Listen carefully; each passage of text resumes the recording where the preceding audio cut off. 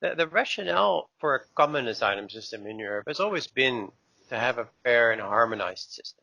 What was in place before worked with a relatively small number of asylum seekers, but did not stand the test of the larger numbers we saw coming from Syria especially. Even though relative to refugee crisis that we're faced with worldwide, the number of refugees coming to Europe is not as extreme as some like to say. But the Dublin system that relies on responsibility for asylum claims of those countries where they first enter is not fair or practical. As a result, the system broke down and each member state seems to have adopted its own approach, with anything from very restrictive to more receptive. And this is where the main obstacle lies. There's total confusion with asylum seekers not knowing what to expect. This unpredictability leads to secondary movement and some member states taking on most of the responsibility.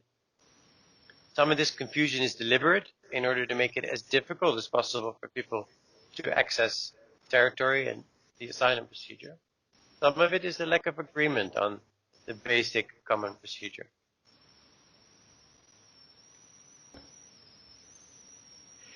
There may be disagreement on several issues amongst member states, but there's been little disagreement about the EU continuing to uphold and promote the right to seek asylum.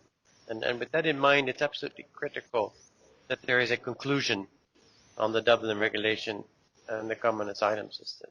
The EU recently adopted its strategic agenda for the next 5 years, where it explicitly calls for an agreement on Dublin and further developing a fully functioning, comprehensive migration policy. This needs to include solidarity mechanisms, such as relocation and legal pathways, including resettlement. It's not always possible to harmonize status determination procedures, but a better control of at least a minimum quality standard is extremely important. And last but not least, there needs to be much more emphasis on integration. Clearly, a functioning asylum system is important, but if this leads to destitution and exclusion as soon as a person is granted status, then what's the point?